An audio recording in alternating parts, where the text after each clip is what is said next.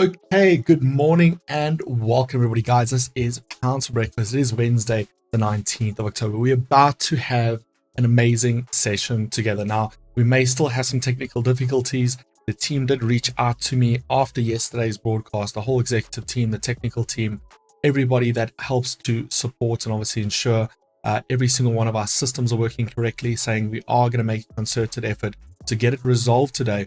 But also just a massive update. As I explained yesterday, we have some really amazing alternatives coming very, very soon in case and in place of MetaTrader. So just a quick shout out to everybody in the house. I can see, let's see, Colin Bland, I can see Mackenzie Gilbert, Tumelo, Andrew, let's see, Daniel's Medistation, Joseph, Malelo, Jason, John, Malisi, Andy, Obed, Darlene Shaw.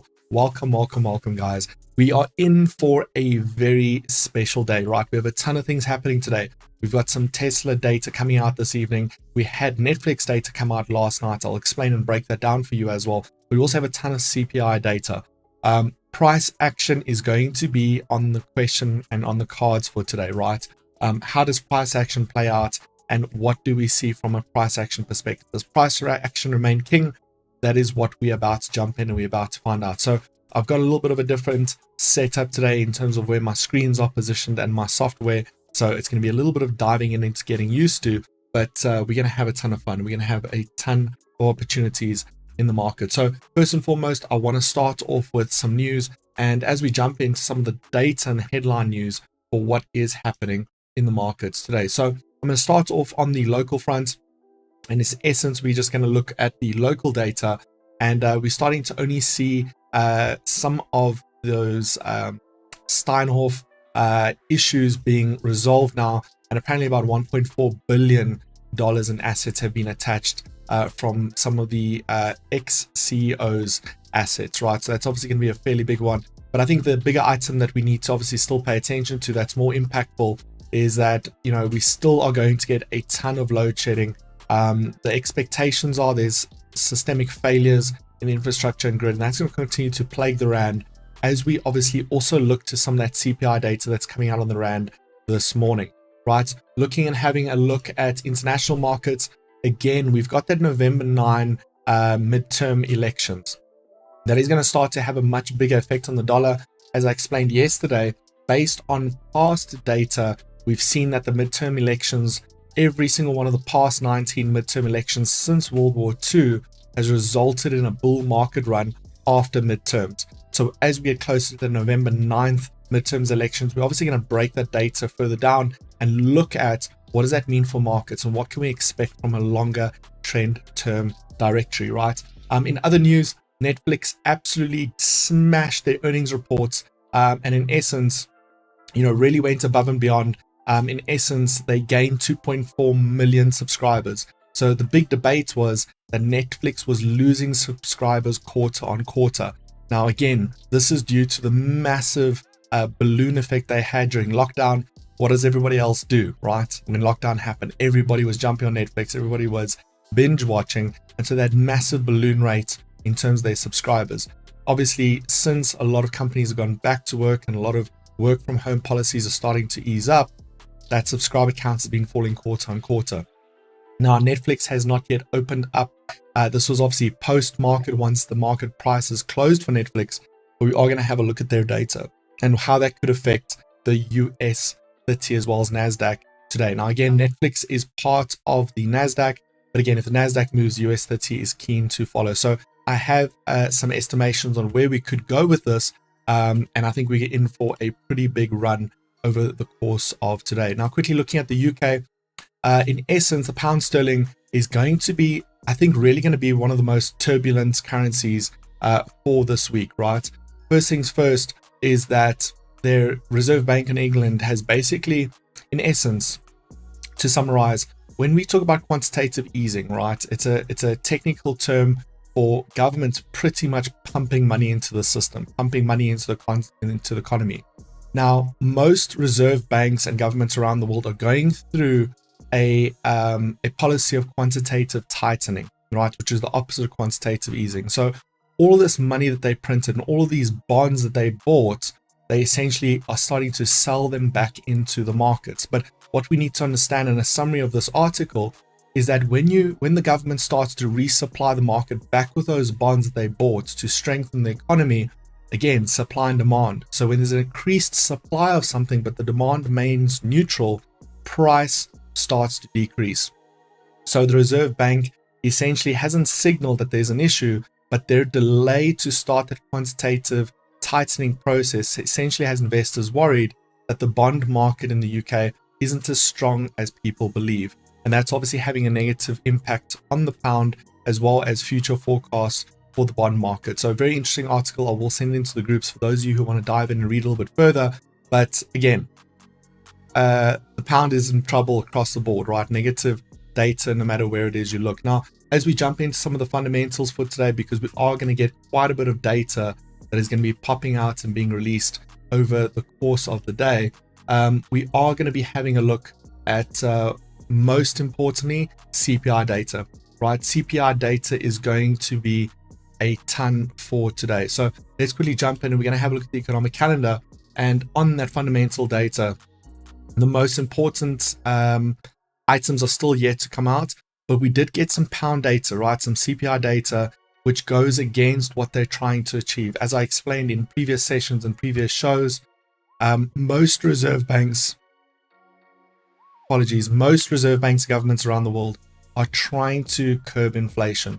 So when we get the consumer price index, when we get the producer's price index that comes out higher than expected, this means that things are costing average person more and more, lending to inflation. What is inflation? Quick terms, it means that a dollar today or rand today buys less and less and less tomorrow. So an example of that would be hyperinflation. That is what Zimbabwe faced, where 1,000 Zim dollars, then 100,000, then a million, then 10 million, then a billion, essentially couldn't even buy a loaf of bread week after week. So that is a very advanced, very rare case scenario. Actually, not as rare as you would think, but a fringe scenario of what inflation could do if it gets left to run. And that's obviously what most governments and reserve banks are fearful for, is that hyperinflation. So when we see those increased CPI numbers, it's not good for an economy that's trying to raise interest rates to obviously curb some of these inflationary data points. Now, we got a 0.5 over an expected 0.4, so an increase of 0.1%, another increase on the year-on-year for the CPI.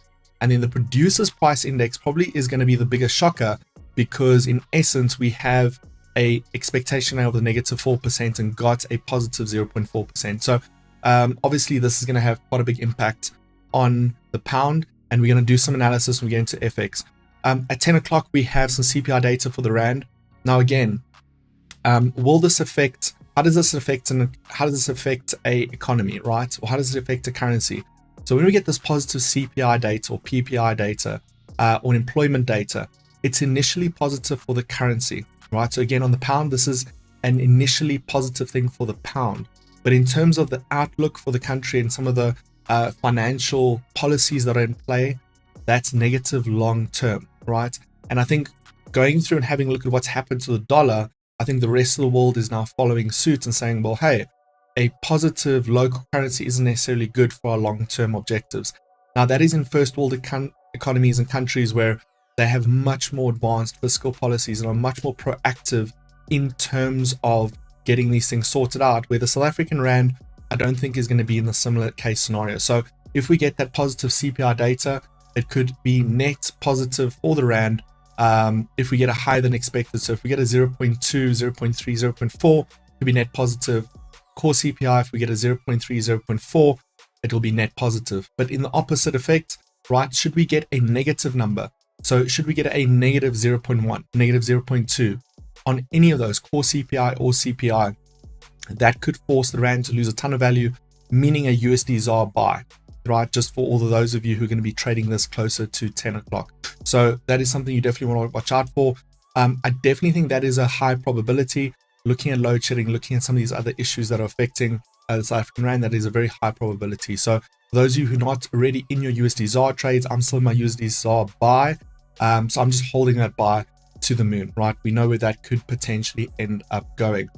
Quickly having a look at the S&P 500 heat map before we move into some quick analysis. We have about 4 minutes left for the FX analysis side of things. We can see the markets closed off mostly positive. I would say it was net neutral across the board. If we look at the markets, we're going to look at indices in a second, but I think it was net neutral across the board, even though we're seeing some gains, Amazon being one of them. We're not yet seeing those gains in terms of, let's just see wherever Netflix is currently sitting. Actually, I don't know where Netflix is sitting on this chart. There we go. So Netflix for the day is still 0.73% down, but remember, Netflix has not yet opened up, right? So when we see the New York Stock Exchange session this afternoon, Netflix is going to pop. So again, Netflix beats all kinds of earning expectations. That effect is going to then happen on the US 100, which is NASDAQ. So you definitely want to be a part of that, because we are going to be trading that live this afternoon. It's going to be power. It's going to be massive. It's going to be big. Just quickly looking at the comments. Someone saying, have we put in any entries yet? Lucky. No, jump in early so you can follow the shows. As you know, there's a timer at the bottom, and that will tell you where we are in relation to the show. So we start off with news. We start off with FX analysis, which is what we're jumping into now. And then at 9 o'clock, we're going to look at potentially trading indices on the London market open. Okay, so we are going to jump into that now. We're going to have a look at some FX analysis as we look at what the markets have to offer us this morning. So we're going to jump straight in. And the first item we're going to have a look at this morning is we're going to have a look at where we're currently sitting on that dollar index, right? So currently looking at the dollar index, we can see that yesterday we did get that breakthrough. This is a 4 hour. I'm going to drop to an hourly time frame. Yesterday we got the breakthrough of this little sideways structure that I drew out yesterday, right? We got the breakthrough, we got the retest, and this morning it seems we're trying to retest that level again. And again, this can be due to a couple reasons. It could be to the instability on the pound as well as the euro, that again, the dollar is just acting as a safe haven currency at this point in time. Now again, this is a dynamic resistance. So if we bounce off that and we start to lose momentum, we could see opportunities on the pound, on euro pound, so on and so forth. Euro USD as an example. But a stronger dollar and a weaker rand obviously pushes a USD ZAR by potential position. So quickly having a look at Euro USD this morning, as we have about a minute and a half left to live trading session. We said Euro USD is just coming off of some of those highs. And again, Euro USD top side moves means a stronger euro and a weaker dollar. So a south side move or a pullback here is definitely in line with that stronger dollar and the uncertainty on the euro. Now, getting in a little bit closer, I just want you guys to see this, is that we have some market structure that is definitely tradable, right? And I want you just to have a look at this moment in time right there.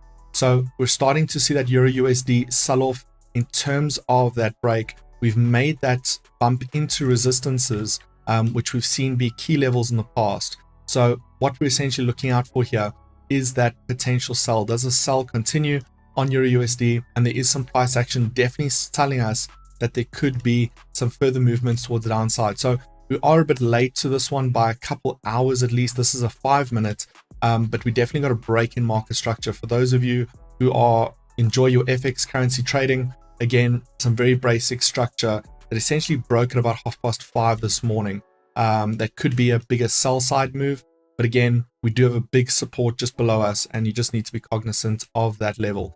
So what I would look for here on a Euro USD trade is looking at on a 1 minute time frame. You know, do we have some price action? Do we break through this last support one? And if we do we come back and retest? And then will that market continue in this market structure? So a pullback, a push through, a pullback to dynamic resistance. That'll be around about the 98 cents, 23 pips mark. So that's definitely where you want to be and what you want to look at. So we're going to quickly transition into our live trading as we look at London markets open.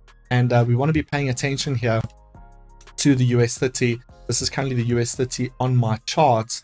And we obviously just want to have a look at what do we do from a pure price action perspective. Now, we'll break this down in terms of where we currently are, but I do just want to also open up NASDAQ. Let me just do that quickly. So we currently have US 30 on the left-hand side here. We have NASDAQ in the dead center, and then we have German 30 on the far right. Now, let's quickly have a look at US 30 in terms of what it's currently doing. You can see we've got a really neat structure as we had pretty much yesterday. Yesterday's move ended up continuing as a sell-off, right, you'll know that I ended yesterday's New York Stock Exchange open pretty much undecided on where I want to be from a trade perspective. But as we can see this morning, we've pulled back into this zone here, right? So this 78.6 is where we came down to after the New York Stock Exchange opened yesterday afternoon, right? I'm zooming in there. Let's zoom one out. We go to a 5 minutes. There we go. Okay, so we pulled back into that 78.6 after pretty much moving outside of structure, and this is sitting on the US 30, right? Now we currently have a structure we've pushed through, right, that 78.6, and the big question now is, what do we end up doing this morning, right? Do we hold structure? Do we break support? And just a key level that I just want everybody just to be aware of is the fact that we have the 500 period moving average just below us, right? So if we have a continuation on the downside for the US 30 this morning, this could continue all the way into New York Stock Exchange, right? A very similar type of price action structure currently sitting on US 100. Now, people may ask and say, well, you know, Netflix came out positive last night. Why is the US 100 not reflecting that? Now, we did get a temporary spike at market close and market open. It wasn't massive. We're looking at about 300 pips. But again, as Netflix opens up this afternoon for the New York Stock Exchange market, we'll then see its price reflecting and adding to indices being US 30 as well as NASDAQ directly. Now, remember, Netflix is not part of the Dow Jones, the US 30. It's part of NASDAQ, but they do have a knock-on effect on each other. And that's obviously something we want to just be cognizant of. So two market structures, both at play here this morning. German 30 doing pretty much the similar thing. And we obviously want to see, do we get this continuation of structure towards the downside? Now, I'm going to utilize Fibonacci here just to get and understand where our 88.2 is going to be from an entry perspective. So we're currently sitting at the 61.8, right? In terms of this impulse to the top side, we had a bit of a scallop. Scallop broke down to the downside. We're sitting on the 61.8. Now, the 78.6 and the 88.2 both form levels very, very close to our 500 period SMA, right? Moving average on the 1 minute time frame, right? This is a 5 minute. Let's go into the 1 minute. Right, 1 minute we are below it, but on a 5 minute time frame we're still above it, right? So it can still form a dynamic resistance for us, or dynamic support rather. So I'm looking at this on a 5 minute time frame, and all I want you to be cognizant of is the fact that if we go past the 78.6, so meaning $30,441 to one US 30 indices stock share price, then again we could get that continuation towards the downside. 88.2 being the lowest level we would consider being an actual retracement before considering this bull impulse dead and the new market is in a downturn. So this afternoon or this morning, however, what we want to watch out for is, do we get a push through to the top side and do we get a breakthrough to the downside? I'm not trading in this zone, so I'm not looking for a sell into support. I'm looking for a sell breakthrough on support, and I'm looking for a buy breakthrough on resistance. So this is going to be the market structure I'm going to be watching for the day. Just having a look at a 1 minute time frame, if the RSI has given us any early indication as to what we could end up seeing. Not really, right? So the only thing we have from an RSI perspective that I'm seeing this morning is we're currently still sitting within range and within trend. So we might start to get that breakthrough now. It looks like it might start to close out that 1 minute candle, and it could close out below. So what we want to do here, let's just rescale quickly. All right, so we know that we also have this channel in terms of being support / resistance, right? That is obviously going to be quite important. And if we break that, that is obviously going to be fairly important for us to watch and or see. So I'm just quickly scaling here. Okay, so we are currently at support at this point in time. RSI didn't break structure on a 1 minute time frame, right? You can see we're still trending higher. And so this is something that we'd want to watch. I do think that a north side break is likely, right? Remember, we've got that Tesla earnings data that is going to also come out this afternoon, or this evening rather. That's going to be pre or post market. So meaning once markets close, we're going to get that Tesla data. So I'm moving the trade-a-thon from yesterday evening to this evening. So it means this evening we're going to be streaming, right, the actual earnings report. We're going to break that down. Tesla is a much more interesting case. Netflix is pretty straightforward. Tesla's got a lot of moving components with their newer gigafactories, with the introduction of their own lithium ion production facilities, their own battery facilities, as well as having a look at, has demand decreased, right? And what we see with some of the premium brands, and I do consider Tesla being a premium brand, the EVs aren't super cheap, is that has that demand started to reduce? Have we started to see the fear in the markets where people go, I'm going to postpone buying a new car this year to see what happens, right? That is essentially what we want to have a look at. What is the EPS? Does the earnings per share beat Wall Street estimates? And if it does, that's great for the initial stock price, but more importantly, the actual earnings call that happens after the quarterly release, right? That is where we're going to get insights as to what Elon plans and what is the future of Tesla. Where are they going?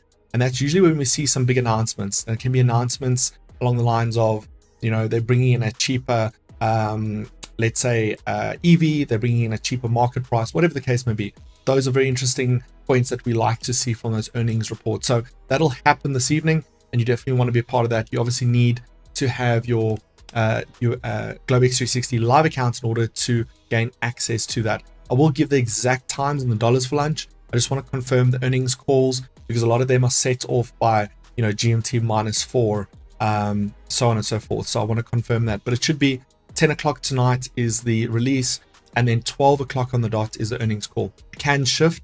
It's not subject to change, obviously. So we obviously want to pay attention to that. So we're pretty much getting a range here this morning. A very similar type thing as what we saw yesterday afternoon. German 30 pushing much further, or German 30 giving a little more of a straight indication as to what it intends to do on London market open. We got a little push down, 300 pips there. NASDAQ also seems to be selling off, and what we just want to do is see if we get that break on US 30. And again, keeping that in line with the RSI. RSI looks like it wants to start that breakout, but obviously we just need to see that confirmation come in through. And I would say past the 61.8, I'm not too keen on getting into a sell into support. I'm really keen, as I said, on buying or selling a breakout of that 88.2 or a breakout above both this trend as well as this market structure currently on a 5-minute, right? So if we break out above this level, I'd really like to look for a long. And again, that's just closing up the gap that we saw US 30 open up with at the start of trading early hours of this morning. Technically, it's last night in our times, but it's US market, New York Stock Exchange close, right? So I do think we could get back up to the gap. And if we beat that gap, break through resistance, that's definitely where I want to be from a trade perspective. So I'm just going to set alerts here just in case something moves. We have a couple minutes left of the broadcast. So I'm just going to set alerts here just to double check. I'm going to jump into some other analysis to just have a look at what else is happening in the world and in the markets. USD ZAR performing exceptionally well. If you're still holding on a USD ZAR buy trade, let me know. USD ZAR is absolutely thumping. I reduced some of my positions yesterday. In essence, we bought USD ZAR at that point in time on Monday. USD ZAR started its massive rally, did a pullback almost to entry, not quite, and then continued that rally to the top side. Pulled back yesterday evening quite hard, but as we can see today, we're currently trading 18 Rand 20 to the dollar. So a great move. An 18 Rand 1 cent buy to 18 Rand 20 is a really great run. It's definitely more than a % gain on USD ZAR. Now again, looking at a USD ZAR trade, USD ZAR buy trade, right? Even if you physically just had rands, right, and you just had them sitting in dollars. And again, this is why, it's the time to get trading, I feel, is not only already past, but it's now, right? Because just simply a very simple thing of just having a dollar-based account, right? When the South African Rand's losing value, right? Just on that movement, just on today's movement, the South African Rand losing 1% value, right? You've made 1% by holding dollars in your trading account. Now take that and add an actual trade or add leverage to that. As an example, in this particular case, a one position has a yield currently after swaps, after all these other items, one position here is running almost $5,000 in profit, right? So you take that impact of markets moving and understanding where they're going, add leverage to that. And remember, leverage is obviously extremely risky. And if you don't know how to use it, you don't have risk management, it will do more harm to you than good. But you add leverage to that factor and you're now invested in the market. You're no longer sitting in the driving seat of load shedding, or passenger seat of load shedding, of Steinhoff, of ESCOM, of all these other issues. You're now actually in the driver's seat and capitalizing on some of these weaknesses on the rand. So that's what it's all about. Okay, so let's have a look. So ZAR is still pushing. If you're not yet in USD ZAR, you're too late to the party. We obviously dived into that yesterday morning already, and USD ZAR performing extremely well. If you have any other trades, if you have any other USD ZAR trades, then this might be a good position to start looking for a take profit, and for only two reasons. First reason being we're back into diagonal resistance, and we could see a little bit of a pullback as we've seen in the past, right off of these other highs. Just above us again at the 1821 is another dynamic resistance we obviously just want to be aware of. I'm just going to be flicking to and fro from US City and NASDAQ every once in a while, just to make sure we don't miss that breakout. So we're definitely looking strong towards the top side. I just want to double check my trend lines here and that I've drawn them in the correct manner.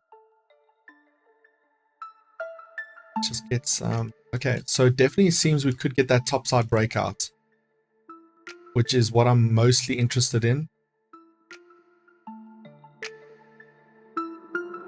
Yeah, so I would say anything above the 30,575, right, for me gets quite attractive for a buy objective or potential buy opportunity. Let's see. So the RSI is giving us that early buy opportunity. It's not as clear as I'd like it to be. So I would have liked if the spike wasn't there, right? It would have made it crystal clear that, we are in that potential buy opportunity, but we're not necessarily getting that this morning. So that little spike could have been a little bit of a bad influence, but I'm pretty happy to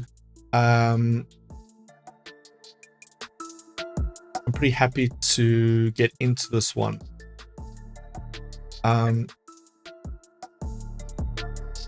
So I like this little spike up. I think it has potential. I'm not going to go in massive. I'm not taking on a ton of risk, but essentially all I'm doing is just placing a trade, and I'm moving that stop loss below the 61.8, so below the previous low. So if we come back into structure, that I want to be out of that trade almost immediately. I don't want to hold this as a swing trade or a long-term position. Just a quick in and out.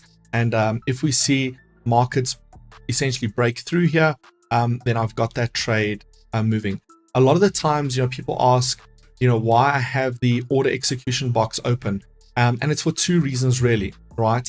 First reason being that you can actually see the tick data as it's moving, right? As you can see here on the charts here, as this tick data is moving, it almost gives you like the heartbeat of the markets, right? You're seeing those individual ticks. So when you see those nice little jumps up and you're seeing that momentum, it helps and gives you the confidence to say, okay, this market is moving. Obviously, having your order open window or order window open obviously helps with just executing a trade really quickly. But in this particular case, I look at it for the heartbeat of the market. So at this point in time, USD is getting that pullback off of that 50 fib in terms of that resistance zone. And if we go back into structure, I'm pretty happy to close out that trade, right? It's a small feeler trade, not a massive position, but it's an early entry. So as you guys know, when we start to break out, my first trade is always a feeler trade.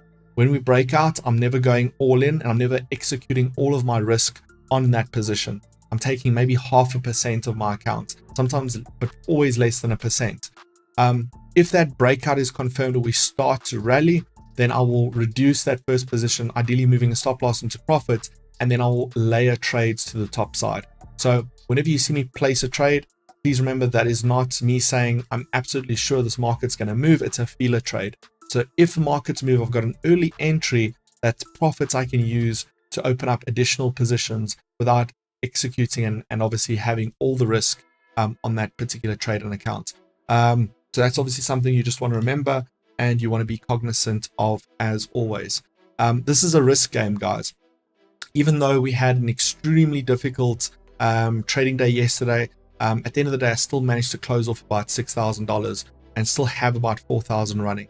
So again, that is all about the risk side of things. If you're risking more than you can afford on your account, it is very rarely that you're going to live to trade for more than a trading week or more than a trading day, as an example. Again, people don't like stop losses, don't like risk management, again, because they get taken out of trades early. But the reality, it's not the stop loss that's taking out the trade. It is the risk management and where you're placing that stop loss. I've never seen a great trader, I'm not talking about a good trader, someone who can make a profit, but a great trader who doesn't use risk management, right? Even when we look at hedge funds, we look at Wall Street has a particular goal and objective. And yeah, some of these guys get given millions or billions to manage, but even then they have a risk. They've got a drawdown capacity. So if they see a drawdown of 2%, 3%, they reevaluate that whole position. Do they get out of that trade? What do they want to do? But you'll never see them just going in and saying, to the moon, one way, one direction, because markets are a lot more complex and complicated than just a one way, one direction kind of answer. So I'm pretty happy, again, as I said, to just hold this. It's a feeler position. Should we get that break above the 50 fib, I'll definitely consider adding some layered positions in. But again, market structures here, we're not seeing any change on NASDAQ from a structural perspective, no changes yet from a German 30 perspective. And in a best case scenario, what I would like to see to just add confidence to that trade and maybe go a little bit more aggressive on it is I would like to see NASDAQ's market structure break. So I'd like to see that market structure break. I would also like to see the fact that we have a much bigger resistance level from above that is essentially sitting with us. Now remember, we created those buy stops yesterday, so that if Netflix data comes out and we see that massive spike, we would have caught that spike. That's what those buy stops are there for. But obviously, just being cognizant of the fact that we are in a resistance zone, 88.2, in terms of this last, we're purely looking right now at NASDAQ, right? So we are aware that that market bottom, 6-month market bottom, is just above us, right? Again, should we get that breakout to the top side, that will beat that market bottom. It's a retest of the that bull breakout, even though we went past 88.2. So even though we went past 88.2, it's still possible we could see that rally to the top side. And so that's what I'm looking at. Does the Netflix data boost these trade opportunities? What do we end up getting?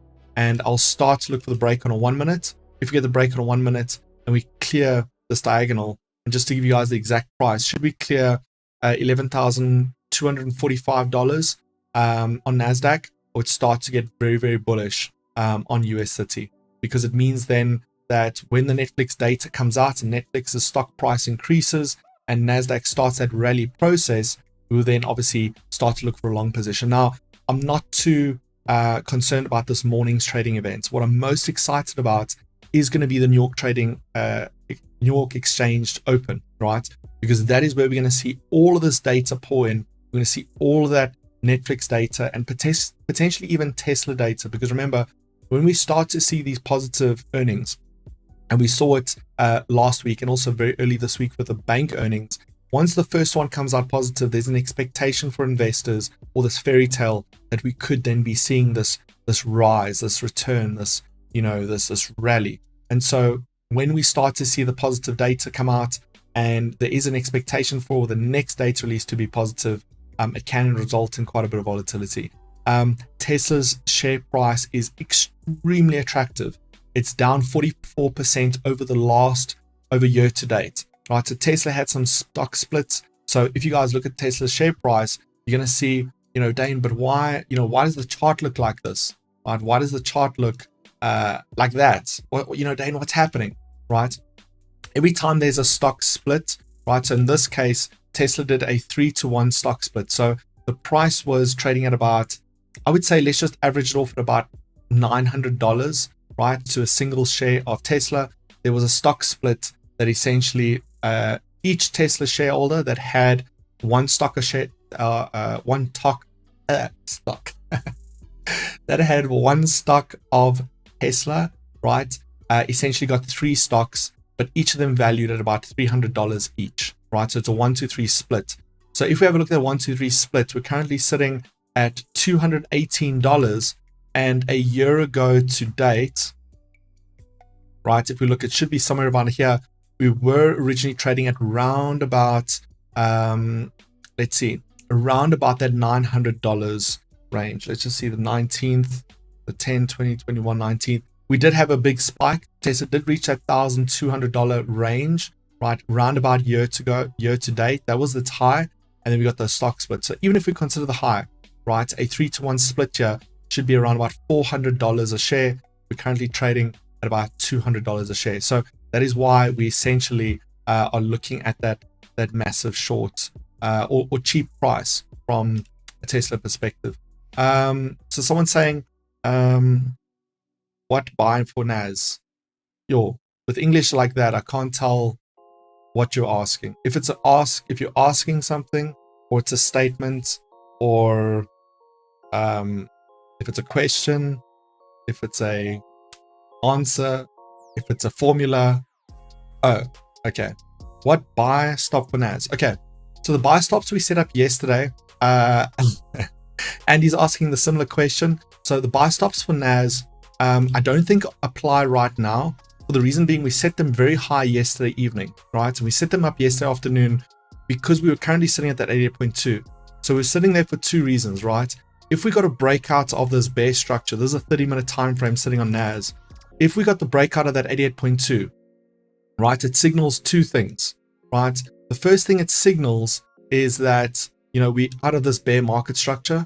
We're also then breaking out of this bear channel, and the 88.2 is the last level, the last major resistance level for us on NASDAQ to start to move into this bull structure or this bull market state, right? So I set up buy stops on NASDAQ at the 11,465 mark, but I don't think that's relevant anymore. So you can go ahead and set them up if you want. But again, we're just looking at catching this last resistance level. If we break through, we could see a rally to the 11,700 mark. So I just wanted to see if we could catch, there's a potentially about 2,500 pips there, just in case that happens, right? Just in case we're doing something else, and while we're doing something else, that ends up popping off. So US 30 is pretty much sitting flat, right? Similar as what we saw yesterday afternoon. Not much trade activity, depending where you've entered. You could be in profit, you could be at break even. It's up to you whether you want to hold this one. We are starting to range out. RSI has given us an early indication that we are likely outside of this little bear market. So I'm just going to hold it, right? I've got, small stop loss here, average size trade. So I'm not too concerned about a push down. I am mostly concerned about a push up. So I'm obviously going to set that notification, that alert, just slightly north of where we're currently sitting. So yeah, this morning, I don't think too much is going to be happening in the markets. I've had a look at GBP/USD.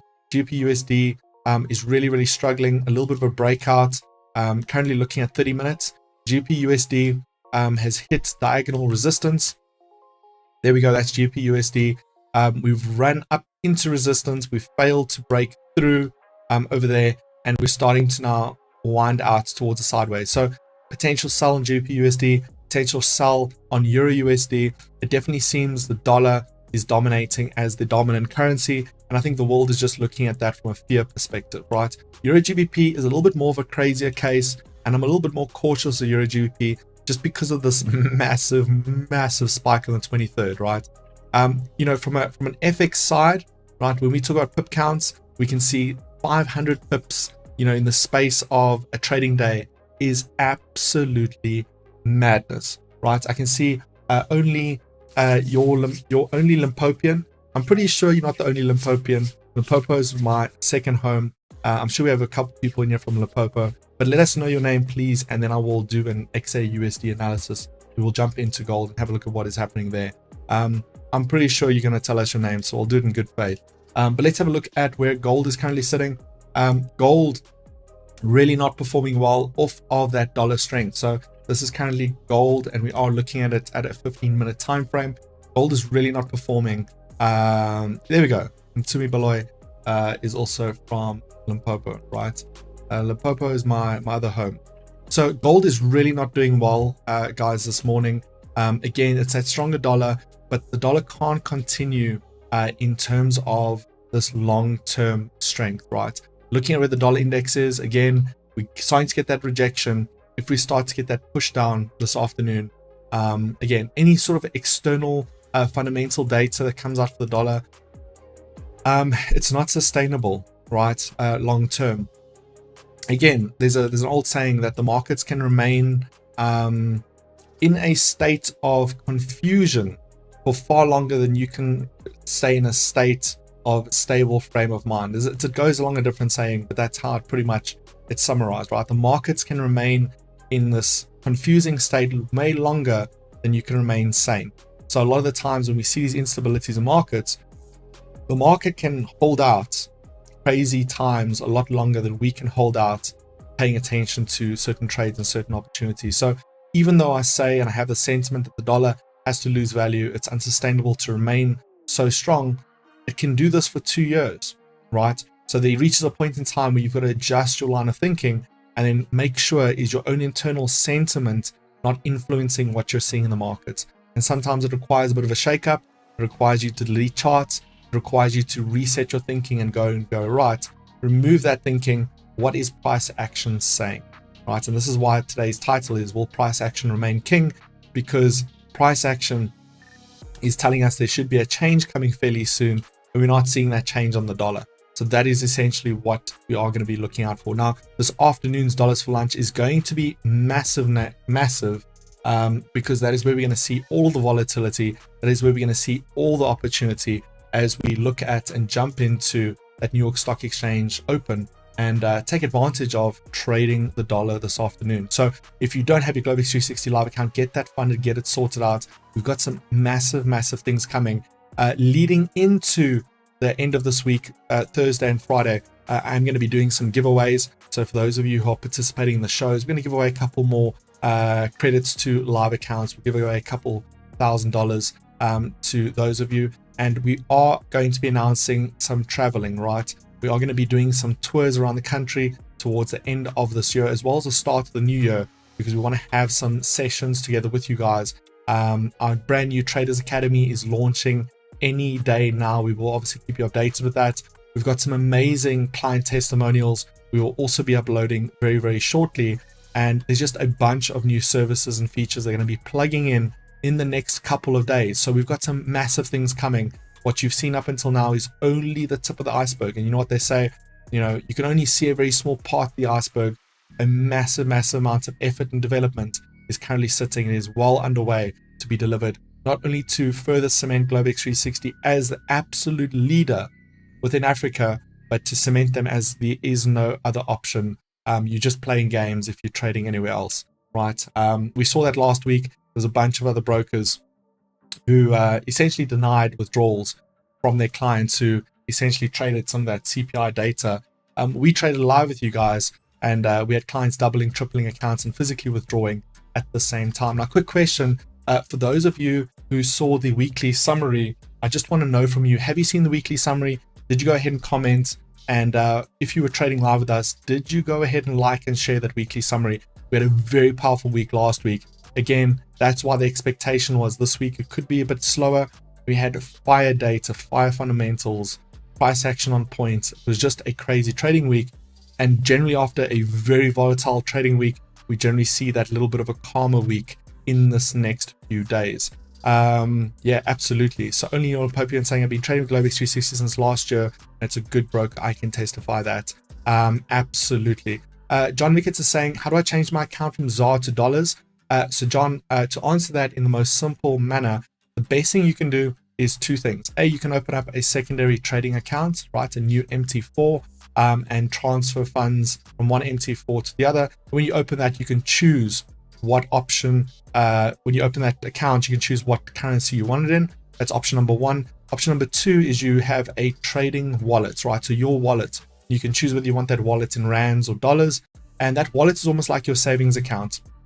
So you can deposit funds into your wallet and that will act as your reserve. So you can transfer from your wallet to your trading accounts. You can transfer from your cashback wallet into your wallet and into your trading accounts. So that is generally the best way to go about it. Once an account's created in a specific currency, it's logged and set in our servers and allocated towards that currency calculation. The best thing I can advise, open up a new MT4 in a dollar value, You definitely want to be holding dollars at this point in time, guys. There's no doubt about that. Yeah, absolutely. No excuses. I have not seen a withdrawal decline, no matter how big the withdrawal is, right? I've seen clients take accounts from, 100,000 to 1 million withdraw in the same day that they're paid. I've seen 100,000 to 4 million and paid over a period of time. So absolutely where you'd want to be. There's no doubt about that. This is home. This is where we're at. Globex 360 is taking over. As always, guys, remember to live and trade Globex 360 way. I will see all of you have your live accounts. Dollars for lunch is going to be fire this afternoon. You want to be a part of that. We'll be doing some giveaways. We're going to have some fun. We're going to do a competition as well. Where do we think that Twitter stock price is going to open? The person who's closest on that price, when we open, is going to get something very, very special. I will announce that in the live session this afternoon. So if you don't have your dollar, if you don't have your Globex 360 live account sorted, get it sorted. We're going to send out those emails before 12 o'clock this afternoon. If you only sort it out after that, you're welcome to inbox me. My Telegram link is down below, and just send me a screenshot of your funded account that is more than $100, and I can send you that link until you're part of the system tomorrow. Outside of that, guys, as always, listen, I love you all. Be safe, trade safe. I'll see you guys a little bit later. Goodbye.